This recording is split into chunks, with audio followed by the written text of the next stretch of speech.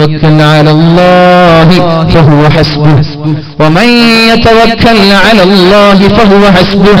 ആരെങ്കിലും അല്ലാഹുവിനെ ബലമേൽപ്പിച്ചാൽ പിന്നെ അവർക്ക് യാതൊരു പേടിയും വേണ്ട, ഒരു പേടിയും വേണ്ട. 100ൽ 110% വിശ്വസിക്കുക. ഖുർആനാണ്. നിങ്ങൾ ഏത് വിഷയത്തിൽ ഇറങ്ങിയാലും നിങ്ങൾക്ക് സഹായം വേണോ, ബിസ്മില്ലാഹി തവക്കൽതു അലല്ലാഹ് എന്ന് പറഞ്ഞിട്ട് ഇങ്ങനെ 140 സ്പീഡിൽ പോവാന്നല്ല. അങ്ങനല്ല ഞാൻ പറഞ്ഞത്. ഞാൻ തവക്കൽതു അലല്ലാഹ് പഠിച്ചോൻ ഏൽപ്പിച്ചിട്ടുണ്ടാവുമല്ലോ, ഇനി അപകടം ഉണ്ടാവില്ല, അതല്ല. അല്ലാഹുവിന്റെ ഹബീബിനോട് ഒരു സഹാബി ചോദിച്ചു, യാ റസൂലല്ലാഹ്, അല്ലാഹുവിന്റെ ഹബീബേ ഞങ്ങൾ തവക്കുലാക്കാറുണ്ട്, എങ്ങനെയാണ് നബിയെ തവക്കുലാക്കേണ്ടത്? ഞങ്ങളുടെ കൈകളിലുള്ള ഒട്ടകം കെട്ടിയിട്ടിട്ടാണോ തവക്കൽതു അലല്ലാഹ് എന്ന് പറയേണ്ടത്, അല്ല ഖൈറൂര് വിട്ടിട്ടാണോ തവക്കൽതു അലല്ലാഹ് എന്ന് പറയേണ്ടത്? കേൾക്കുന്നുണ്ടോ? ഉറക്കം വരുന്നോ? നിങ്ങൾക്ക് ഉറക്കം വരുന്നോ? എണീറ്റിക്കണോ? മഞ്ഞൊക്കെ വീഴുന്നുണ്ടെങ്കിൽ താൽക്കാലികമായിട്ട് അഡ്ജസ്റ്റ് ചെയ്യുന്ന സമാപനാണ്. 11 കാലായി. ഇനി കുറേ ഞാൻ പോകില്ല, കുറച്ചേ പോകും. 12 മണിയാകുമ്പോൾ ചീരണി വാങ്ങിയിട്ട് നമുക്ക് പോകണം ഇൻഷാ അല്ലാഹ്. അള്ളാഹു തൗഫീഖ് ചെയ്യട്ടെ. അപ്പോൾ നമ്മൾ പറഞ്ഞത്, അള്ളാഹുവിന്റെ ഹബീബിനോട് ചോദിച്ചു, അല്ല നബിയെ, ഞങ്ങൾ തവക്കുലാക്കുമ്പോൾ ഞങ്ങളെ കയ്യിൽ ഒട്ടകമുണ്ട്, ആ ഒട്ടകം തൊഴുത്തിൽ നമ്മുടെ ആലയിൽ കെട്ടിയിട്ടിട്ട് ബിസ്മില്ലാഹി തവക്കൽതു അലല്ലാഹ് എന്ന് പറയണോ, അല്ല ഞാൻ തൊഴുത്തിലൊന്നും കെട്ടിയിടുന്നില്ല, നമ്മുടെ മുറ്റത്ത് കൊണ്ടുവന്നിട്ട് നിർത്തി ബിസ്മില്ലാഹി തവക്കൽതു അലല്ലാഹ് എന്ന് പറയണോ? റസൂലുള്ളാഹി സ്വല്ലല്ലാഹു അലൈഹി വസല്ലം മറുപടി പറഞ്ഞു, നീ നിന്റെ തൊഴുത്തിൽ കെട്ടിയിട്ട ശേഷം ബിസ്മില്ലാഹി തവക്കൽതു അലല്ലാഹ് എന്ന് പറഞ്ഞേക്ക്. ആ വണ്ടിയെ, ആ വാഹനത്തെ, ആ ഒട്ടകത്തെ ഒരാളും കൊണ്ടുപോകൂല, അല്ലാഹു സംരക്ഷിക്കുമെന്ന് മുഹമ്മദുർ റസൂലുള്ളാഹ്. നമ്മൾ മാന്യമായിട്ട് പോവാൻ 40 സ്പീഡിൽ 50 സ്പീഡിൽ ഇങ്ങനെ പോവാൻ. അങ്ങനെ പോയി നമ്മളെ ഭാഗം നോക്കി ഹോൺ അടിച്ച് സീറ്റ് ബെൽറ്റ് ധരിച്ച് ഹെൽമെറ്റ് ധരിച്ചു പോയി. എന്നാൽ അപകടം ഒരിക്കലും വരൂല. നിങ്ങൾക്ക് ആർക്കെങ്കിലും തോന്നുന്നുണ്ടോ? ഉണ്ടോ? ഇല്ല. അടുത്തിട്ട് മലപ്പുറം ജില്ലയിലെ ഒരു ലോറി ഒരു ജംഗ്ഷനിലേക്ക് ഇടിച്ചു കയറി 7 വണ്ടികളാണ് കൂടിയായത്. അവിടെ ആരാണ് മരിച്ചെന്നറിയാം? ഒരു പാവം, ഒരു ബൈക്കുകാരൻ. ആ ബൈക്കുകാരന് വണ്ടി ഇടിച്ചു, കുത്തി, എന്നിട്ട് വേറൊരു ഇന്നോവയിലേക്ക് ഇടിച്ചു, വേറൊരു ജീപ്പിലേക്ക് ഇടിച്ചു, എന്നിട്ട് അയാളെ മരിച്ചു പോയത്. അയാൾ നിരപരാധിയാണ്. ഇങ്ങനെ അപകടം വരാതിരിക്കാൻ നമ്മൾ അറിയാതെ ഇങ്ങോട്ട് വന്നിട്ട് ഒരു ഗൾഫിലേക്ക് പോകുന്ന ഒരു ചെറുപ്പക്കാർ, ഗൾഫിൽ നിന്ന് വരുന്നതാണോ പോകുന്നതാണോ എനിക്ക് സംശയമാണ്. ഇന്നോവയിൽ പോയിക്കൊണ്ടിരിക്കുമ്പോൾ ഒരു ടാങ്കർ ലോറി അവരുടെ ഇന്നോവയുടെ മുകളിലേക്ക് മറിഞ്ഞിട്ട് 4-5 ചെറുപ്പക്കാർ മരിച്ചിട്ട് വർഷങ്ങളായിട്ടില്ല. അങ്ങനൊരു അപകടം നിങ്ങളിലേക്ക് വരാതിരിക്കാൻ വണ്ടിയിൽ കയറിയാൽ ബിസ്മില്ലാഹി തവക്കൽതു അലല്ലാഹ്, അല്ലാഹുവേ ഞാൻ നിന്നെ ഏൽപ്പിച്ചിട്ടാണ് വണ്ടി കയറിയത്. വമൻ യതവക്കൽ അലല്ലാഹി ഫഹുവ ഹസ്ബുഹ്, അല്ലാഹുവിനെ ഏൽപ്പിച്ചാൽ പിന്നെ നിങ്ങൾക്ക് ടെൻഷനേ വേണ്ട, അല്ലാഹു നമ്മൾ സംരക്ഷിച്ചോളും. അതുകൊണ്ട് എന്റെ പ്രിയമുള്ള സഹോദരങ്ങളെ, ഭീഷണങ്ങൾ അല്ലാഹു നൽകുന്നത് സ്വർഗത്തിലേക്ക് പോകാനാണ്. അതാണ് അല്ലാഹു ഖബ്ബാബ് റളിയല്ലാഹു അൻഹുവിനോട് പറഞ്ഞത്, യാ ഖബ്ബാബ്, പരീക്ഷണങ്ങളില്ലാതെ സ്വർഗത്തിലേക്ക് പോകാൻ പറ്റുമെന്ന് കരുതേണ്ട. എന്നിട്ട് അല്ലാഹുവിന്റെ ഹബീബ് ഒരു ആയത്ത് ഓതി കൊടുക്കുകയാണ്, ബിസ്മില്ലാഹിർ റഹ്മാനിർ റഹീം.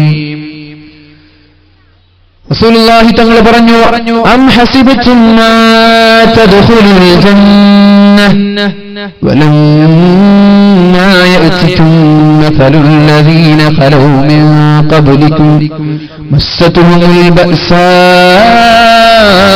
വല്ലറാ വസുൽസിലൂ حتى يقول الرسول والذين آمنوا معه متى نصر الله.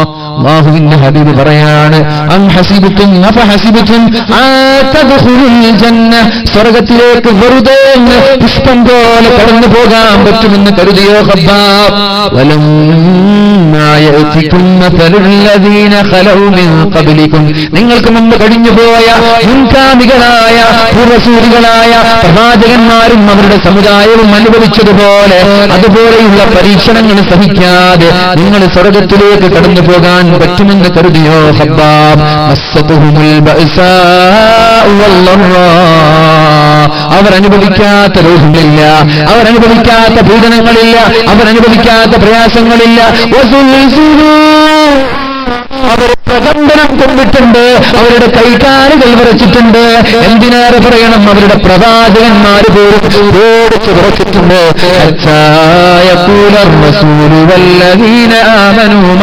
എന്നിട്ട് അവരുടെ പ്രവാചകനും അവരുടെ കൂടെയുള്ള ആളുകളും അള്ളാഹുവിനോട് സഹിക്കാൻ കഴിയാതെ ചോദിക്കാൻ തുടങ്ങി, അല്ലാഹുവേ, എത്ര കാലമാണ് ഈ പരീക്ഷണങ്ങൾ സഹിക്കുന്നത്? എത്ര കാലമാണ് ഈ പ്രയാസം സഹിക്കുന്നത്? എന്നാണ് നിന്റെ വിജയം വരിക? എന്നാണ് നിന്റെ സന്തോഷം വരിക? എന്നാണ് നിന്റെ സമാധാനം വരിക? അതുകൊണ്ട് വിജയം തരണേ, വിജയം തരണേ എന്ന് മഹാന്മാരായ പ്രവാചകന്മാര് പോലും അള്ളാഹുവിനോട് ചോദിച്ചിട്ടുണ്ട്. ഹബ്ബാബ്, ഇതുപോലെ പ്രയാസങ്ങൾ സഹിക്കാതെ സ്വർഗം ലഭിക്കുകയില്ല എന്ന് പറയുമ്പോൾ ഇവിടെ ഒരുമിച്ച് കൂടിയ സഹോദരിമാരോട് സഹോദരന്മാരോട് പറയാനുള്ളത്, ജീവിതത്തിൽ പ്രയാസങ്ങളുണ്ടെങ്കിൽ അത് അള്ളാഹുവിലേക്ക് അടുക്കാനുള്ള മാർഗമാണ്. അള്ളാഹു ക്ഷമിക്കാനുള്ള തൗഫീഖ് നൽകുമാറാവട്ടെ. പക്ഷെ സ്വർഗത്തെ നമ്മൾ ചോദിക്കണം, സ്വർഗത്തെ ചോദിക്കണം. റസൂലുള്ളാഹി സ്വല്ലല്ലാഹു അലൈഹി വസല്ലം പറഞ്ഞു, മാ മിൻ അബ്ദിൻ മുസ്ലിമിൻ യുഫതല മിൻ സ്വലാത്തി, ഒരു മുസ്ലിമായ സഹോദരൻ നിസ്കാരത്തിൽ നിന്ന് സലാം വീട്ടിയാൽ, നിസ്കാരത്തിൽ നിന്ന് സലാം വീട്ടിയാൽ, വലം യസ്അലില്ലാഹൽ ജന്ന, നിസ്കാരത്തിൽ നിന്ന് സലാം വീട്ടി പൊടിയും തട്ടി എണീറ്റോടേണ്ട ചെറുപ്പക്കാരാ, എന്റെ ചെറുപ്പക്കാരാ, നിങ്ങളോട് ഞാൻ പറയട്ടെ, നിസ്കാരം കഴിഞ്ഞാൽ പൊടിയും തട്ടി എണീറ്റ് ഓടിപ്പോവണ്ട. കുറച്ചു സമയം ഇവിടെ ഇരിക്കേ, കുറച്ചു സമയം ഇവിടെ ഇരിക്കേ. വലം യസ്അലില്ലാഹൽ ജന്നത സലാത്ത, നിസ്കാരം കഴിഞ്ഞ് 3 തവണ അല്ലാഹുവിനോട് സ്വർഗം ചോദിച്ചില്ലെങ്കിൽ ഇല്ലാ ഖാലത്തുൽ ജന്ന, സ്വർഗം അല്ലാഹുവിനോട് പറയുമത്രേ, യാ റബ്ബി യാ റബ്ബ്, അല്ലാഹുവേ അല്ലാഹുവേ, അബ്ദുക ഫുലാനുൻ ഇൻഫതല മിൻ സലാത്തി, നിന്റെ ഇന്നാലിന്ന അടിമ നിസ്കാരം കഴിഞ്ഞു, വലം യസ്അൽക തുദ്ഖിലഹുൽ ജന്ന, പക്ഷേ അയാളെ സ്വർഗത്തിലേക്ക് കൊണ്ടുപോകണമെന്ന് പറഞ്ഞിട്ടില്ലല്ലോ. നിസ്കാരം കഴിഞ്ഞിട്ട് സ്വർഗത്തിൽ പ്രവേശിപ്പിക്കാൻ നിന്നോട് ദുആ ചെയ്തിട്ടില്ലല്ലോ. വൃത്തികെട്ട ചെറുപ്പക്കാരൻ, എന്തോ ഒരു മോശക്കാരനാണ് അയാൾ, അയാൾ വൃത്തികെട്ടവനാണ് എന്ന് സ്വർഗം അല്ലാഹുവിനോട് പറയുമെന്ന് മുഹമ്മദുർ റസൂലുള്ളാഹി സ്വല്ലല്ലാഹു അലൈഹി വസല്ലം പറയാണ്. എന്നിട്ട് അല്ലാഹുവിന്റെ ഹബീബ് പറഞ്ഞു, വഇദാ തലബൽ അബ്ദു മിർ റബ്ബിഹിൽ ജന്ന, ഒരാൾ നിസ്കാര ശേഷം 3 തവണ അല്ലാഹുവിനോട് സ്വർഗം ചോദിച്ചാൽ, ഖാലത്തിൽ ജന്ന, സ്വർഗം അല്ലാഹുവിനോട് പറയുമത്രേ, യാ റബ്ബ്, അല്ലാഹുവേ അല്ലാഹുവേ, അല്ലാഹുമ്മ ഇന്ന അബ്ദക ഫുലാനൻ ഖദ് തലബ മിൻക അൻ തുദ്ഖിലഹുൽ ജന്ന, അല്ലാഹുമ്മ ലാ തഹരിംഹു മിന്നി, അയാൾ സ്വർഗം നിന്നോട് ചോദിച്ചിട്ടുണ്ടല്ലോ, അതുകൊണ്ട് അയാളെ എന്നിൽ നിന്ന് നീ ഹറാമാക്കല്ല. നിസ്കാരം കഴിഞ്ഞിട്ട് സ്വർഗം ചോദിച്ച ആളല്ല അയാൾ. ഞാനെന്ന് മുഹമ്മദ് സിദ്ദീഖ്, ഞാനെന്ന് സൈനുദ്ദീൻ, അയാള് നിസ്കാരം കഴിഞ്ഞിട്ട് സ്വർഗം ചോദിച്ചിട്ടുണ്ടല്ലോ, അതുകൊണ്ട് ലാ തഹരിംനി മിൻഹു, അയാളെ എനിക്ക് തരണം അല്ലാഹ്, അയാളെ നീ സ്വർഗത്തിലേക്ക് തരണം റബ്ബേ. എന്നിട്ട് അല്ലാഹുവിനോട് പറയാണ്, വല്ലാഹുമ്മ ലാ തഹരിംനി മിൻഹു, എന്നെ ആ മനുഷ്യനെ നീ ഹറാമാക്കല്ലേ, ആ മനുഷ്യനെ എന്നെയും ഹറാമാക്കരുത് എന്ന് പറഞ്ഞാൽ ആ മനുഷ്യനെ നീ സ്വർഗത്തിലേക്ക് കൊണ്ടുവരണേ അല്ലാഹ് എന്ന് സ്വർഗം പറയുമെന്ന് നബി സല്ലല്ലാഹു അലൈഹി വസല്ലം തങ്ങൾ പറയാണ്. നമ്മളത് ചോദിക്കാറുണ്ടോ? ചോദിക്കാറുണ്ടോ? നിസ്കാരം കഴിഞ്ഞിട്ട് പഠിച്ചോൻ എനിക്ക് സ്വർഗം തരണമെന്ന് ചോദിക്കാറുണ്ടോ? ഇല്ലേ? ചോദിക്കാറില്ലേ? ഉണ്ട്. നിങ്ങൾ ചോദിക്കുന്നു എനിക്കറിയില്ല, ചോദിക്കാറുണ്ട് നമ്മൾ. അല്ലാഹുമ്മ ഇന്നക ആതസ്സലാം, അല്ലാഹുവേ നീയാണ് ശാന്തി, വമിൻകസ്സലാം, നിന്നിൽ നിന്നാണ് ശാന്തി, വഇലൈക യർജിഉസ്സലാം, നിന്നിലേക്കാണ് ശാന്തി മടങ്ങുന്നത്, ഹയ്യിനാ റബ്ബനാ ബിസ്സലാം, അതുകൊണ്ട് അല്ലാഹുവേ ഞങ്ങൾക്ക് സമാധാനം നൽകണേ അല്ലാഹ്. സലാമിന് സ്വർഗ്ഗം എന്നർത്ഥമുണ്ട് അല്ലാഹുവേ, അതുകൊണ്ട് സ്വർഗ്ഗം നൽകണേ അല്ലാഹ്. വഅദ്ഖിൽനാ ബിറഹ്മതിക ദാറസ്സലാം, അല്ലാഹുവേ നിന്റെ കാരുണ്യം കൊണ്ട് നീ ഞങ്ങൾക്ക് സ്വർഗ്ഗം നൽകണേ അല്ലാഹ്. ചോദിക്കാറുണ്ട്, വഅദ്ഖിൽനി ബിറഹ്മതിക ദാറസ്സലാം, എല്ലാ നിസ്കാര ശേഷവും ഇത് ചെല്ലാറുണ്ടല്ലോ, 5 വക്ത് നിസ്കാര ശേഷം ഇത് ചെല്ലണം. ഇത് ചെല്ലാത്തവനെ കുറിച്ചിട്ട് സ്വർഗം പറയും, ഏതാണ് ചെറുപ്പക്കാരൻ, വൃത്തികെട്ടവൻ എന്ന് പറയും. നിങ്ങൾ എണീറ്റ് ഓടിക്കോളി, നിസ്കാരം കഴിഞ്ഞ് സലാം വിട്ടിട്ടേ ഓടിക്കോളി, സ്വർഗങ്ങളെ കുറിച്ച് പറയുന്നത് ഇതാണ്. മനസ്സിലാക്കി. അതുകൊണ്ട് ഇത് അറിയില്ലേ, പഠിച്ചോൻ എനിക്ക് നീ സ്വർഗം തരണമെങ്കിലും ഒന്ന് നിസ്കാര ശേഷം ദുആ ചെയ്യ്. അല്ലാഹു നമ്മൾക്കൊക്കെ സ്വർഗം നൽകട്ടെ, അല്ലാഹു നമ്മൾക്ക് സ്വർഗം നൽകുമാറാവട്ടെ. അതുകൊണ്ട് റസൂലുള്ളാഹി സ്വല്ലല്ലാഹു അലൈഹി വസല്ലം പറഞ്ഞു, അല്ലാഹു സ്വർഗത്തെ സൃഷ്ടിച്ചപ്പോൾ മഹാനായ ജിബ്രീൽ അലൈഹിസ്സലാമിനെ അല്ലാഹു വിളിക്കുകയാണ്. സ്വർഗത്തെ അല്ലാഹു സൃഷ്ടിച്ചപ്പോൾ ജിബ്രീൽ അലൈഹിസ്സലാമിനെ വിളിച്ചു, യാ ജിബ്രീൽ, ജിബ്രീലേ, ഞാൻ സ്വർഗം സൃഷ്ടിച്ചിട്ടുണ്ട്, അതുകൊണ്ടൊന്ന് സ്വർഗം ഒന്ന് സന്ദർശിച്ചു വരണം. വീടുണ്ടാക്കിയാൽ നമ്മൾ കൊണ്ടുവരില്ല കുറെ ആളുകളെ, എന്റെ വീട് എങ്ങനെ, എന്റെ കിച്ചൺ എങ്ങനെ നമ്മൾ കൊണ്ടുപോകൂലേ? ആദ്യം കാണിക്കുക എന്റെ ബാത്റൂമാണ്. ഓ മാഷാ അല്ലാ, നല്ല ബാത്റൂം. 1 ലക്ഷം രൂപ ബാത്റൂമിന് ചെലവഴിച്ചു. 2 ലക്ഷം ബാത്റൂം. ഞാനിപ്പോ എടുത്തിട്ട് ഒരു വീട്ടിൽ സന്ദർശിക്കാനിടയായി. വടകര ഭാഗത്ത് 2.5 കോടി രൂപയുടെ ഒരു വീടാണ്. 5 ബെഡ്റൂമാണുള്ളത്. 5 ബെഡ്റൂമും ഡിഫറെന്റ് സ്റ്റൈൽ. 1.5 വീടാണ്, കാണേണ്ട വീടാണ്. 2.5 കോടി കൊണ്ട് ചെലവഴിച്ച വീടാണ്. അങ്ങനെ കുറെ വീടുകളൊക്കെ ഉണ്ടാവും. പക്ഷെ നമ്മളിന്ന് വീടൊക്കെ കിട്ടോ, കുഴപ്പമൊന്നുമില്ല. പക്ഷെ നമ്മളിങ്ങനെ പിരിവിനക്കാരെങ്കിലും വന്നാൽ കൊടുക്കുക. അതേപോലെ നമ്മൾ മാത്രം വീട് കെട്ടിയിട്ട് കാര്യമില്ല. പാവങ്ങൾ വന്ന പാവങ്ങൾക്കും കൊടുക്കുക. പള്ളി കെട്ടണമെന്ന് പറഞ്ഞാൽ പള്ളിക്കും കൊടുക്കുക. മദ്രസ കെട്ടണമെന്ന് പറയുമ്പോൾ എന്റെ 2.5 കോടി മദ്രസയ്ക്ക് എന്റെ വീടിന് വേണ്ടി ചെലവഴിച്ചപ്പോ ഒരു 50,000 മദ്രസയ്ക്ക് കൊടുക്കണ്ടേ? 2.5 കോടി എന്ന് പറഞ്ഞാൽ എത്ര? 50 ലക്ഷം, 100 ലക്ഷം, 200 ലക്ഷം, 250 ലക്ഷം. നമ്മുടെ ജീവിതത്തിൽ നമ്മൾ ഓർക്കാൻ പറ്റില്ല 250 ലക്ഷം എന്ന് പറഞ്ഞാൽ.